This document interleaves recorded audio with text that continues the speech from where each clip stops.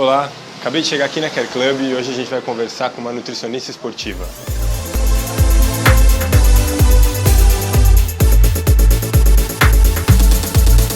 Nosso papo de hoje é com a nutricionista esportiva Caroline Valente e ela vai conversar um pouquinho com a gente sobre o mundo da nutrição esportiva e como as pessoas chegam através dela, como as pessoas procuram esse trabalho. Todo mundo parece que sabe que é necessário ter uma nutricionista ou acompanhamento de um nutricionista, seja para perder peso, seja um apelo estético ou até mesmo para ganhos de performance ou uma melhora de rotina esportiva.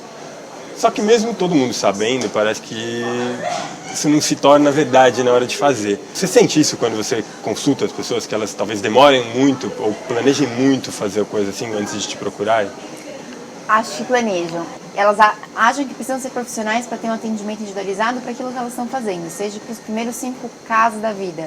E na verdade não é assim que funciona, né? Porque a nutrição, ela faz parte mesmo da qualidade de vida e saúde e ela dá as bases para você conseguir ter um bom rendimento no seu treino, não acontecer casos de, exemplo, de hipoglicemia durante um treinamento, que é super comum em quem não tem uma alimentação adequada.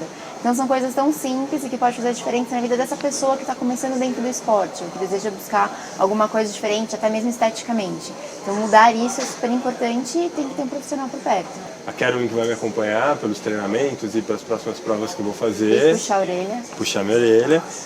Nós já fizemos a nossa primeira consulta e eu percebi que lá você fez um questionário enorme sobre meus hábitos, a minha rotina, meu dia a dia, fez algumas medições no meu corpo e tal. Que elementos você costuma usar para dar essa linha guia do início de um trabalho com uma pessoa, seja ela buscando um Ironman, seja ela buscando os primeiros 5 quilômetros, que seja? Puxa, são muitos pontos, porque cada um traz suas individualidades, desde hábitos que já tem consistentes na rotina, desde pontos que são positivos que a gente pode manter e pontos que são tão negativos que a gente tem que mudar da noite para o dia e existem também aqueles pontos que a gente consegue ir maneirando e mudando ao longo do tempo. E isso depende muito do individual e daquilo que cada paciente traz como desafio, né?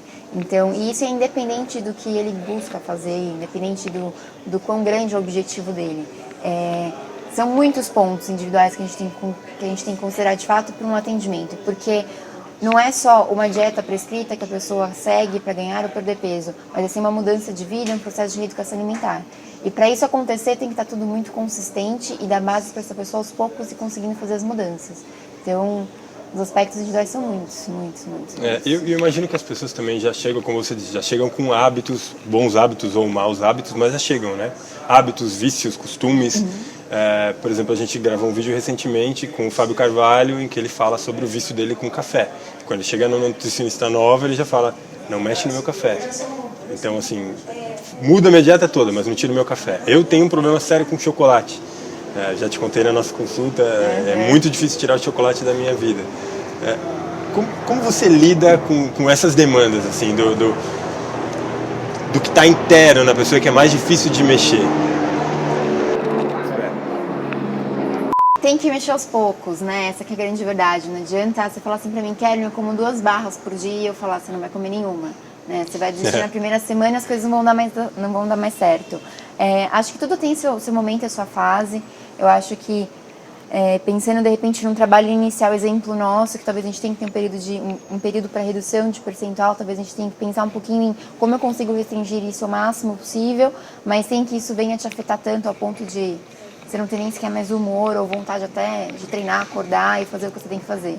Mas tem como a gente ir modulando, né? E mudando os hábitos aos pouquinhos, não precisa ser nada radical, assim, acho que de uma vez dá pra ir maneirando. Até porque eu imagino que a inserção desses novos hábitos tem que partir não só do seu conhecimento técnico, mas de uma relação de confiança, né? Não adianta o cara falar, não estou mais comendo chocolate, mas está comendo o chocolate dele escondidinho e só não quer confidenciar isso com a nutricionista. Não te pega no diplômetro. Então.